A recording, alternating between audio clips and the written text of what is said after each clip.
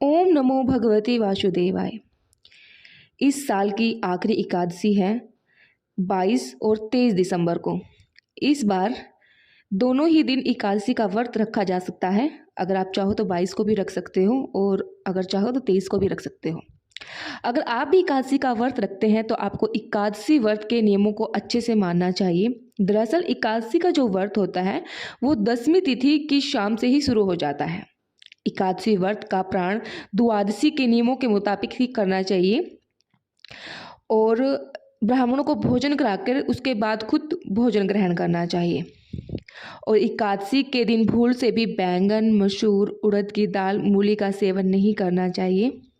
और इस दिन जो कथा है वो तो विशेष रूप से सुननी चाहिए। महाराजा युधिष्ठिर ने कहा, हे भगवान, आप तीनों लोकों के स्वामी, सभी को सुख देने वाले और जगत के पति हैं। मैं आपको नमस्कार करता हूँ। हे देव, आप सबकी सखा हो, अतः मुझे बताइए मंगसिर मास के एकादशी का क्या नाम है। उस दिन कौन से देवता का पूजन किया जाता है और उसका क्या विधि है, कृपा करके मुझे बतलाइए। भगवान श्री कृष्ण कहने लगे, धर्मराज, तुमने बड़ा ही उत्तम प्रश्न किया है। इसके सुनने से तुम्हारे यश संसार में फैलेगा। मंगशीर शुक्ल एकादशी अनेकों पापों को नष्ट करने वाली है। इसका नाम मोक्षदा एकादशी कहलाएगा। मोक्षदा एकादशी के दिन भगवान दामोदर रूप की पूजा की जाती है। इसके पीछे की कथा है, गोकुल नाम के नगर में विकनाश नामक राजा राज्य करता था। उसके राज्य में चारों वेदों को जानने वाले ब्राह्मण रहते थे।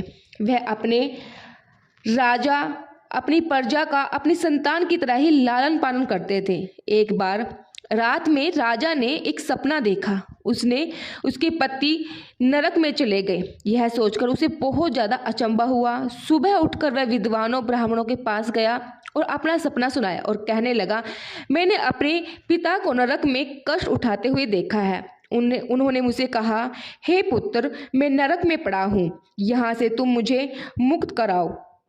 जब मैंने उनसे यह वचन सुना तब से मैं बहुत बेचैन हूँ। मुझे इस राज्य, धन, पुत्र, स्त्री, हाथी, घोड़े आदि में कोई सुख नहीं लग रहा है।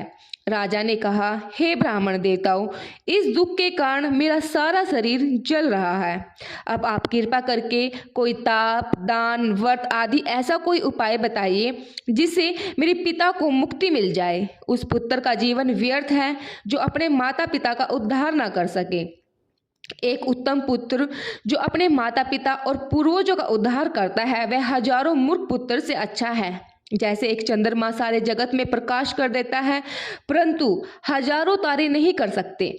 ब्राह्मण ने कहा, हे राजन, यह पास ही भूत भविष्य वर्तमान के ज्ञाता पर्वत ऋषि का आश्रम है। आपकी समस्या का समाधान वे अवश्य ही करेंगे। ऐसा सुनकर राजा मुनि के आश्रम पे गए। उस आश्रम में अनेक संचित योगी और तपस्वी मुनि रहते थे। उसी जगह पर्वत मुनि बैठे थे। राजा ने मुनि को साष्टांग दंडवत प्रणाम किया। मुनि ने राजा से सकुशल पूछा।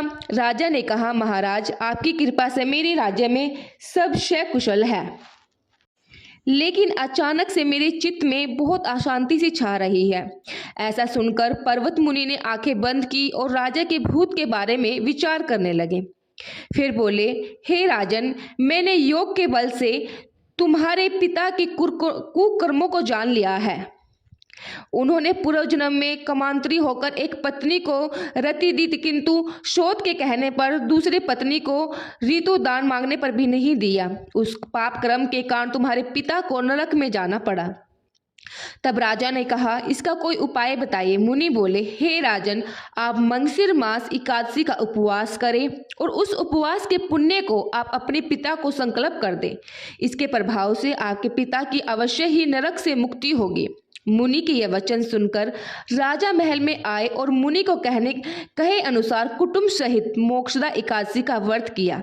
इस उपवास का पुण्य उसने पिता को अर्पण कर दिया। इस प्रभाव से उसके पिता को मुक्ति मिल गई और स्वर्ग में जाते ही वे अपने पुत्र से कहने लगे, हे पुत्र, तेरा कल्याण हो। ये कहकर स्वर्ग को चले गए। इसलिए इस एकादशी को मोक्षदा एकादशी कहते हैं। जो लोग मोक्षदा एकादशी का व्रत करते हैं उनके समस्त पाप नष्ट हो जाते हैं। इस व्रत से बढ़कर मोक्ष देने वाला और कोई दूसरा व्रत नहीं है।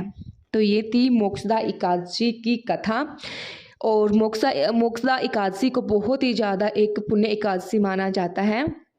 तो जो अगर आप भी इस एकादशी को कर रहे हो तो इस कथा को सुनने वाले का भी भला होता है और सुनाने वाले का भी भला होता है। जो hunगारा भी भरता है इस कथा में तो उसको भी उतना ही फल मिलता है। ओम नमो भगवते वासुदेवाय।